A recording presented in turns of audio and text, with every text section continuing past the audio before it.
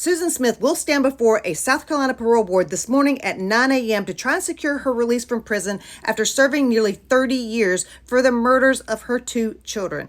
Now, if you remember correctly, back in 1994, Susan Smith said that she was carjacked by a black man and her kids were in the back seat, when in reality, they were strapped into the back seat, but she strapped in there and she rolled them down a landing into the John D. Long Lake in Union, South Carolina.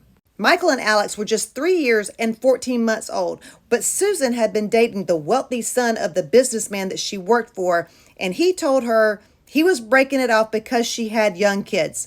This was her solution to that problem. So here's the process for a South Carolina parole board hearing. There are currently 6 members of the parole board. They'll be the ones deciding her fate. They will meet here in Columbia, South Carolina. She will appear by teleconference from the facility that she is serving her time in. They will also agree to hear from up to 5 different witnesses for and against her release, 5 each side. I know that Michael and Alex's father will be appearing as an against for her release, and so will his wife. I don't know who will be appearing for her. You are allowed to have an attorney at these hearings. You can have friends write letters, ministers write letters, and appear as witnesses. I don't know who she's got appearing for her, but she's allowed to have up to 5 witnesses. The board will weigh several different factors. I think Susan has problems in 3 different ones. The first being adjustment to confinement. You know that Susan has been in trouble since she's been in there. She's got caught with drugs 3 different times. She got caught using somebody's PIN number to use their phone. And just last month, she was caught talking to a reporter while still incarcerated. You're not allowed to do that. Most of all, though, she was caught having relations with a guard who now actually opposes her being released. Must not have been that good.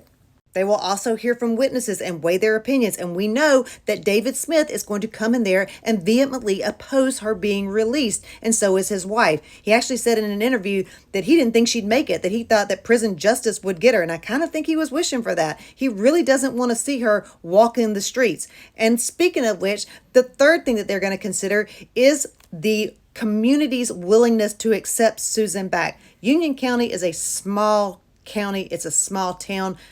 I kind of think that they don't want to see her back.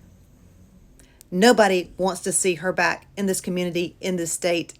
Everybody pretty much wants to see her right behind bars where she is. According to the South Carolina Parole Board, only about 8% of inmates get out on parole, and they usually don't get out on their first application, which it is her first application, and they definitely have a problem getting out when they have disciplinary actions against them the month before the hearing. Because this is a violent crime, she's going to need a 2/3 majority to secure her release. And they will probably make a recommendation tomorrow, but the final decision, the notice of action, could take up to 21 days to be sent. And by the way, if she gets denied, she can't apply again for another 2 years.